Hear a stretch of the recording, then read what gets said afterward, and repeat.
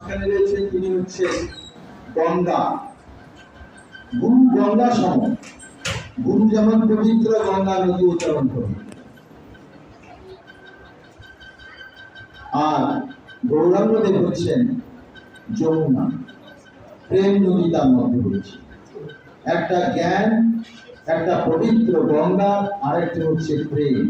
এই তিনটে সমন্বয় ক্ষেত্র হচ্ছে শ্রী শ্রী একশর স্বামী নিগমানন্দ পরমহংসদেবের প্রবর্তিত পাঠশালা বা সৎসঙ্গ। এই ত্রিবেণী সঙ্গমে যারা উপস্থিত হন, তারা ত্রিবেণী সঙ্গমে স্নান করে জ্ঞান সমুদ্র, জ্ঞান নদী, প্রেম নদী এবং গঙ্গা নদীতে স্নান করে একত্রে এখান থেকে ফিরে যান বাড়িতে। তাই এখানে অক্সিজেন বেশি প্রথমই বলেছে।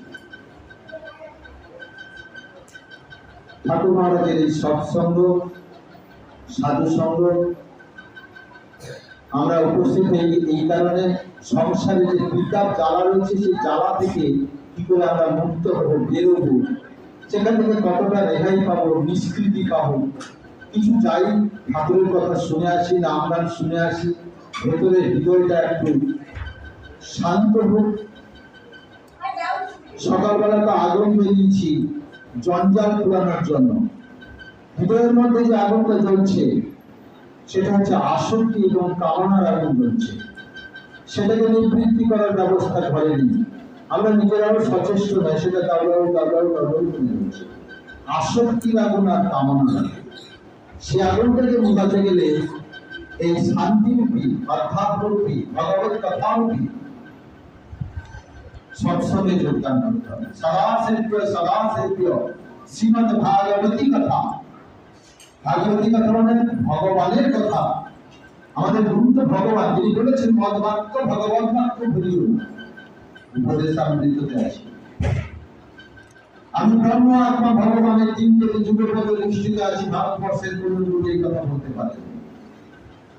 আমি ব্রহ্ম আত্মা ভগবান তিনটে যুগপদ নিষ্ঠিত আছি, আমাকে ধরলে তোমাদের মধ্যে এই তিনটেই ফুটে উঠবে। পরম দয়াল বলেছে। তাই এই মনের ভিতরে যে আগুন, হৃদয়ের মধ্যে যে আগুন, সেই আগুন জ্বলছে কামনা আসক্তির আগুন। কাম আছে তো সুখ স্বপ্নে নাই।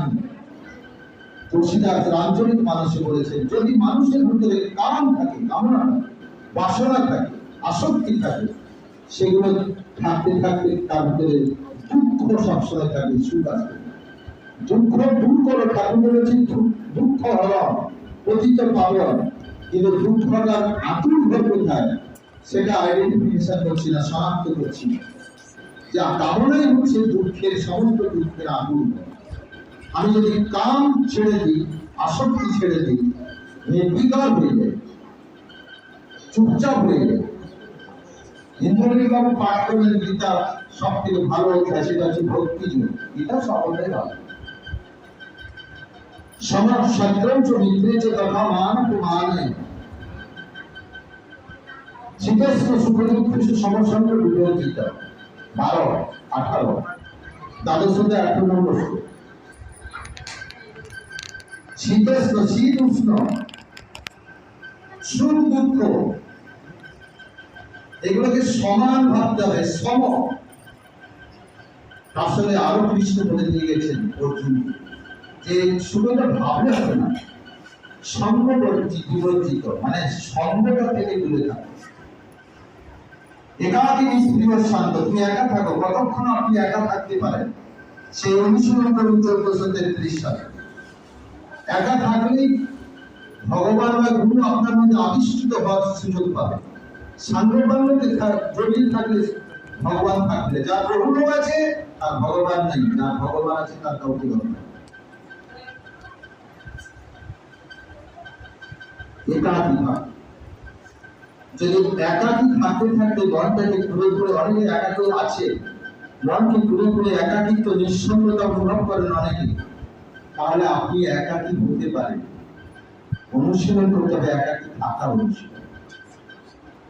একাকী থাকলে মনের ভিতরে আনন্দ আছে। আমি একা আছি এই ভাবনাটাই থাকবে, কারণ তিনি রয়েছে, তিনি সব জায়গায় রয়েছে। গুরু প্রণামের মন্ত্র যদি তিনি বলে দিয়েছে, আখণ্ড মণ্ডলাকারম ব্যক্তম জীব চরাচর। তিনি অখণ্ড মণ্ডলার আকারে সমস্ত ব্যক্ত, সমস্ত জায়গায় ব্যক্ত হয়ে রয়েছে, চর এবং অচর সমস্ত জায়গায়। মাটির ভিতরে যেরকম জল আছে সব জায়গায়, নলকূপ বসালে সেইখানে জলের পরিচয় পাওয়া যায়, ভূগর্ভস্থ জলে। সে মন্দিরগুলো ঠিক সেরকম নলকূপের মতো। এইখানে ঠাকুরের আবির্ভাব, দেখা, রূপ, পূজা পাঠ, যজ্ঞ, সাধন ক্ষেত্র, তীর্থক্ষেত্র, এগুলো হচ্ছে নলকূপ রিচুয়াল সাইট। কিন্তু জলটা মাটির ভিতরে সর্বত্র রয়েছে, সেই জন্য ভগবান সব জায়গায় ওই মাটির নিচে জলে। চুপচাপ হয়ে থাকতে হবে, একা থাকতে হবে, নিষ্ক্রিয় হয়ে থাকতে হবে। আমার কোন শত্রু নেই, সমশত্রু তো মিত্রই। আমার কোন শত্রুও নেই, আমার কোন মিত্রও নেই, কেউ গীতাতে বলে দিয়েছেন আমার মিত্র শত্রু বলে কেউ। আমি নিরপেক্ষ। মনের ভিতরে আগুনটা জ্বলছে, তাহলে দুঃখে রাখো। গাছের কোটরে যদি আগুন চলে, উদাহরণ দিয়ে যাচ্ছে খ্রিস্টান, গাছের কোটরে অনেক বড় বৃক্ষ, বটবৃক্ষ, তার কোটর ভিতরে যদি আগুন চলে, তাহলে কিছুদিন পরে সেই গাছটা কি হয়? কিছু ঘন্টা, কিছুদিন পরে গাছটা শুকিয়ে যায়, ঝিমিয়ে যায়, মারা যায়। এখনকার মানুষের মনের ভিতরে সমস্ত সেজন্য আগুন চলছে। প্রত্যেকটা মানুষের মনে একটা হাসি নেই, মনটা খুব ছোট হয়ে গেছে, সংকুচিত মন, আনন্দ নেই, চিন্তাগ্রস্ত, টেনশন টেনশন টেনশন, টেনশনকে টেনশন দিয়ে দেয়। সদ্গুরু শিষ্য হয়েছেন, সদ্গুরু ট্রেনে চেপেছেন, টেনশন দেন, টেনশন দিতে পারছেন না।